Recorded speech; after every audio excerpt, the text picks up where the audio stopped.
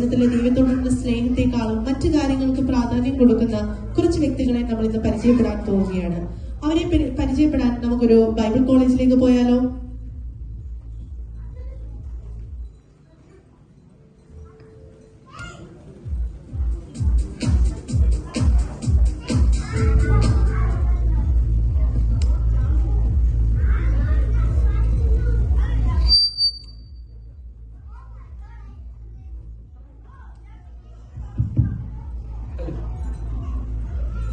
രംഗം 1.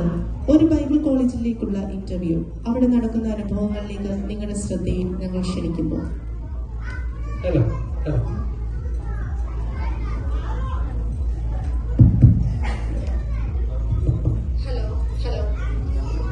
ഇന്നെങ്കിലും നമുക്ക് ഇന്റർവ്യൂക്ക് ദൈവവചനത്തിന് ആത്മാർത്ഥതയുള്ള കുറച്ചുപേരെ കിട്ടിയാൽ മതിയായിരുന്നു.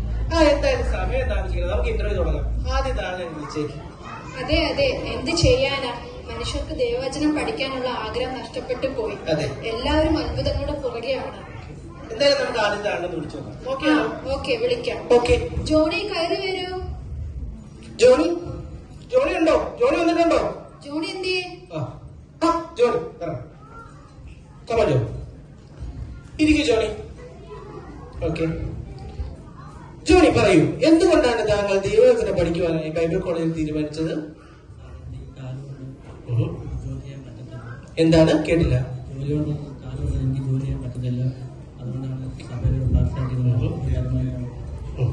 ജോണി, കൈ നനയാതെ മീൻ പിടിക്കാൻ പറ്റിയ ഇടമല്ല നമ്മുടെ ബൈബിൾ കോളേജ്. ജോണി, താങ്കൾക്ക് ഇവിടെ അഡ്മിഷൻ തരാൻ ഞങ്ങൾക്ക് അതിൻ്റെതായ പരിമിതികളുണ്ട്. താങ്കൾക്ക് പോകാം. പറ്റത്തില്ല ജോണി. താങ്കൾ ഈ തരത്തിലുള്ള പ്രക്രിയയോട് ഞങ്ങൾക്ക് ഒന്നും പറയാനില്ല. ജോണിക്ക് തിരികെ പോകാം. അതെനിക്കറിയത്തില്ല. ജോണിക്ക് പോകാം. പോവാം.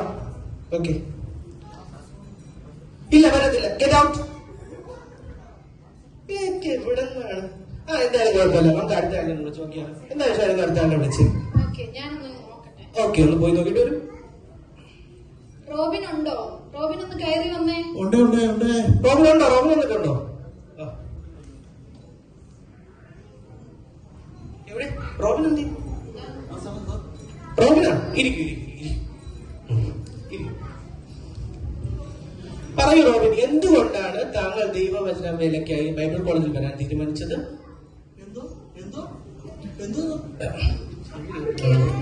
റോബിൻ പറയൂ, എന്തുകൊണ്ടാണ് നിങ്ങൾ ദൈവവചനം പഠിക്കാൻ ബൈബിൾ കോളേജിൽ വരാൻ തീരുമാനിച്ചത്?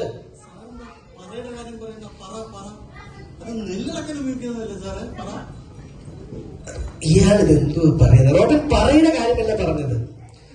എന്തുകൊണ്ടാണ് ബൈബിൾ കോളേജിൽ വരാൻ തീരുമാനിച്ചത്?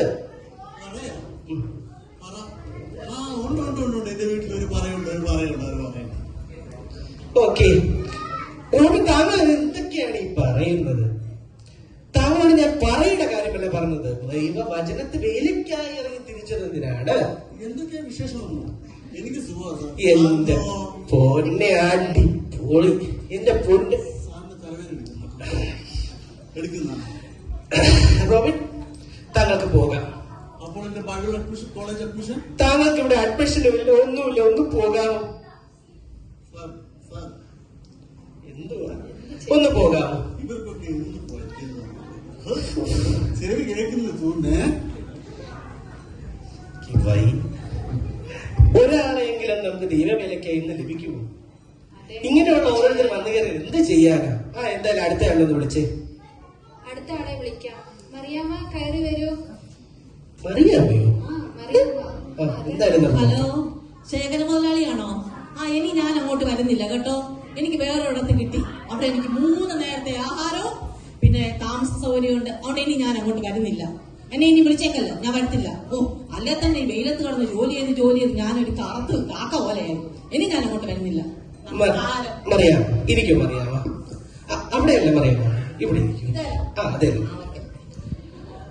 മറിയാമ, എന്തുകൊണ്ടാണ് മറിയാമ താങ്കൾ ബൈബിൾ കോളേജിൽ പഠിക്കുവാനായി വരാൻ തീരുമാനിച്ചത്? അത് പിന്നെ സാറേ, എന്റെ കാര്യം വളരെ ബുദ്ധിമുട്ടില്ല. എനിക്ക് തൊഴിലുറപ്പിന്റെ പണിയാണ്. ഞാൻ ഈ പോയി ജോലി ചെയ്ത് എനിക്ക് കയ്യും വയ്യ, കാലും വയ്യ, ഒന്നുമില്ല. അപ്പൊ ഒരാൾ പറഞ്ഞു ഇവിടെ വന്നാൽ എനിക്ക് 3 നേരത്തെ ആഹാരവും താമസവും കിട്ടുമെന്ന്. അതിന് വന്നതാ സാറേ. ആഹാരം കൊടുക്കുന്ന ഇടമല്ല അന്നമ്മ ഇത്. സാറേ അങ്ങനെ പറയല്ല സാറേ. പറക്കമുറ്റാത്ത 3 കുഞ്ഞുങ്ങൾ എനിക്കുണ്ട്. അവിടെ വന്നാലേ അവർക്ക് ആഹാരം കിട്ടുള്ളൂ സാറേ. കള്ളം പറയുന്നു. താങ്കൾ ഇവിടെ വന്നാൽ പിന്നെ എങ്ങനെ താങ്കളുടെ മക്കളെ നോക്കുന്നത്? അതും ശരിയാണല്ലോ. അത് ഞാൻ മറന്നുപോയി സാറേ. എന്തായാലും അന്നമ്മയ്ക്ക് ഇവിടെ അഡ്മിഷൻ ഇല്ല. അന്നമ്മയ്ക്ക് പോകാം. മോളെ ഒന്ന് പറ. പറ്റത്തില്ല. പെണ്ണുങ്ങൾക്കല്ലേ പെണ്ണുങ്ങളുടെ ബുദ്ധിമുട്ടൊക്കെ അറിയത്തുള്ളൂ. ഒന്ന് പറ മോളെ. പറ്റത്തില്ല. പോകാം. അന്നമ്മയ്ക്ക് തിരിച്ചു പോകാം. തീർച്ചയായിട്ടും പോകണം. പോകാം. എന്നാ ഒരു നിമിഷേ. ആ. ഹലോ ശേഖര മുതലാളി, ഞാൻ അങ്ങോട്ട് വരുവാ കേട്ടോ. വരണ്ടാന്നോ? അങ്ങനെ പറയില്ല മുതലാളി. അങ്ങോട്ട് വന്നാലല്ലേ എന്റെ കുഞ്ഞുങ്ങളുടെ കാര്യം. പറക്കമുറ്റാത്ത 3 കുഞ്ഞുങ്ങളുള്ളതാ. അവർക്ക് ആഹാരം കൊടുക്കണമെങ്കിൽ ഇവിടെ വന്നത് വേറെ ഉടായിപ്പാണെന്ന് ഇവരെന്നെ ഒന്നും എടുത്തൊന്നുമില്ല. ഞാൻ അങ്ങോട്ട് വരുക. കുറ്റിയും പറിച്ച് വണ്ണുണ്ടോ? ഒരാളെങ്കിലും ഇന്ന് കിട്ടുമോ നമുക്ക് ഷാനി? എന്തായാലും അടുത്ത ആളെങ്കിലും ഒന്ന് വിളിച്ചേ നോക്കാം നമുക്ക്. അടുത്ത ആളെ വിളിക്കാൻ. ഡേവിഡ് കയറി വരൂ. ഡേവിഡ്,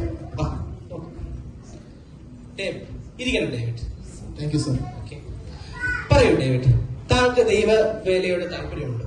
സാർ, എനിക്ക് പോസ്റ്റ് ഗ്രാജുവേറ്റ് ഉള്ള ഒരു വ്യക്തിയാണ്. ഓക്കെ. പക്ഷെ ചെറുപ്പകാലം തൊട്ടേ ബൈബിൾ പഠിക്കണമെന്ന് വളരെ ആഗ്രഹമുണ്ട്. ദൈവമക്കളെ സെർവ് ചെയ്യണമെന്ന് എനിക്ക് ഭയങ്കര ആഗ്രഹമാണ്. താങ്കളുടെ ഈ തീരുമാനം എനിക്കും വളരെ തൃപ്തികരമാണെന്ന് തോന്നുന്നുണ്ട്. ദൈവവേലയ്ക്കായി ആത്മാർത്ഥതയുള്ള ഒരു മനസ്സ് താങ്കൾക്ക് ഞാൻ കാണുന്നു. എന്തായാലും താങ്കൾക്ക് ഞങ്ങൾക്ക് ഇവിടെ അഡ്മിഷൻ തരാൻ താല്പര്യമുണ്ട്. പുറകാലെ താങ്കളുടെ അഡ്മിഷന്റെ കാര്യങ്ങളൊക്കെ അറിയിക്കുന്നതായിരിക്കും. താങ്കൾക്ക് തിരിച്ചു പോകാം. Thank you sir. ലോകത്തിൽ നമ്മളൊന്നും കിടത്തില്ല. നമ്മൾ ഇവിടുന്ന് പോകുന്നത് നമ്മൾ എന്ത് ചെയ്തോ അത് മാത്രമേ നിലനിൽക്കുന്നുള്ളൂ. കുടുംബത്തിൽ നിന്ന് വളരെ എതിർപ്പുകൾ ഉണ്ടെങ്കിലും എനിക്ക് ദൈവവേല ചെയ്യാനാണ് ഇഷ്ടം. സാർ, എനിക്ക് അഡ്മിഷൻ തന്നതിൽ വളരെ നന്ദിയുണ്ട് സാർ. താങ്കളുടെ ഇതിനോടുള്ള തീരുമാനത്തിലൂടെ ഞാൻ യോജിക്കും. എന്തായാലും താങ്കളുടെ മനസ്സിനെ ഞാൻ അഭിനന്ദിക്കുന്നു. താങ്കൾക്ക് പോകാം. Thank you sir. Thank you. Okay, കൊള്ളാം. ഒരാളെയെങ്കിലും നമുക്ക് ലഭിച്ച സത്യം. സത്യം. എന്തായാലും കൊള്ളാം. കുഴപ്പമില്ല. അടുത്ത ആളെ നമുക്കൊന്ന് വിളിച്ചാലോ? അടുത്ത ആളെ നോക്കട്ടെ. എന്തായാലും ആരാണ് വരുന്നത്? വിമൽ കുമാർ കയറി വരൂ. ആരാണ് വിമൽ കുമാർ? വിമൽ കുമാറോ? എവിടെ വിമൽ കുമാർ? വിമൽ കുമാർ നമസ്കാരം സാർ. ഇരിക്കണം. വിമൽ കുമാർ പറഞ്ഞു. നന്ദി സാർ. ഓക്കെ, പറയൂ വിമൽ കുമാർ, എന്താണ്, എവിടെയാണ് താങ്കളുടെ സ്വദേശം? സാറേ, ഞാനൊന്ന് ബംഗാളിൽ നിന്ന് പറയുമോ? ബംഗാൾ. ഓക്കെ, താങ്കൾ എന്തുകൊണ്ടാണ് ദൈവവേല തിരഞ്ഞെടുക്കുവാനായി തീരുമാനിച്ചത്? സാറേ, ഞാനെങ്കിൽ അവിടെ ഒരു പെന്തക്കോസ്ത് പള്ളിയിലാണ് പോകുന്നത്. അവിടെ ഒത്തിരി പ്രായമായവരാണ് അവിടെ ചർച്ച വരുന്നത്. അന്നേരം അവിടുത്തെ പാസ്റ്ററിനും ഒത്തിരി വയസ്സായി. അന്നേരം ഞാൻ അവിടെ ഒരു വീട് വാങ്ങി. ഇപ്പം അന്നേരം അവിടുത്തെ മക്കളെല്ലാം അമേരിക്ക, ഗൾഫിലാണ്.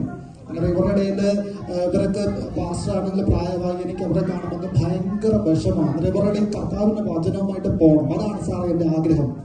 എന്തായാലും കൊള്ളാം. താങ്കളുടെ ഈ മാതാപിതാക്കൾക്ക് വേണ്ടിയുള്ള കാര്യം, ഉറ്റവരാണ് ഉപേക്ഷിക്കപ്പെട്ട മാതാപിതാക്കളുള്ള താങ്കളുടെ മനസ്സ് ഞാൻ അറിയുന്നു. എന്തായാലും താങ്കൾക്ക് വേണ്ടിയുള്ള അഡ്മിഷനെ ഞങ്ങൾ ഇവിടെ സ്ഥിരപ്പെടുത്തുന്നതായിരിക്കും. താങ്കൾക്ക് തിരിച്ചു പോകും. വളരെ നന്ദി സാർ. വളരെ നന്ദി. Thank you. നമ്മുടെ സമൂഹത്തിന് ഇതെന്ത് പറ്റി? ഞാൻ നിങ്ങളോടൊരു ചോദ്യം ചോദിച്ചു. നമ്മുടെ സമൂഹത്തിനൊക്കെ ഇതെന്ത് പറ്റി? ഇന്നത്തെ തലമുറയിൽ ആർക്കെങ്കിലും, നമ്മുടെ ചുറ്റുപാടുമുള്ള ആർക്കെങ്കിലും ദൈവവേലയ്ക്ക് ഇറങ്ങിത്തിരിക്കുവാൻ താല്പര്യമാണോ? കണ്ടില്ലേ, അന്യ സംസ്ഥാനങ്ങളിൽ നിന്ന് പോലും നമ്മുടെ നാടിന് വേണ്ടി, നമ്മുടെ ഉറ്റവരാലും ഉടയവരാലും ഉപേക്ഷിക്കപ്പെട്ട മാതാപിതാക്കളെ നോക്കുവാൻ വേണ്ടി ഇറങ്ങിത്തിരിക്കുന്ന ദൈവദാസന്മാർ. ഇവരെ പോലുള്ളവരല്ലേ നമുക്ക് വേണ്ടത്? എന്തായാലും നമുക്ക് നല്ലൊരു നാളേക്കായി നമുക്കിനിയും കാത്തിരിക്കാം. കർത്താവിനായി പ്രയോജനപ്പെടുന്ന അടുത്തൊരു തലമുറയെ കർത്താവ് ഒരുക്കിയിടട്ടെ. മാൻപേടകളിലെ കാലമുള്ളവരായി, കേൾപ്പാൻ ചെവിയുള്ളവരായി, ദൈവവചനമാകുന്ന ഭക്ഷണം കഴിക്കാൻ വ്യഗ്രതയുള്ളവരായി ഒരു തലമുറയെ വാർത്തെടുക്കുവാൻ കർത്താവ് നമ്മളെ ഒരുക്കുന്നതായിട്ട് നമുക്ക് പ്രാർത്ഥനയോടെ ആയിരിക്കാം. What a heart-touching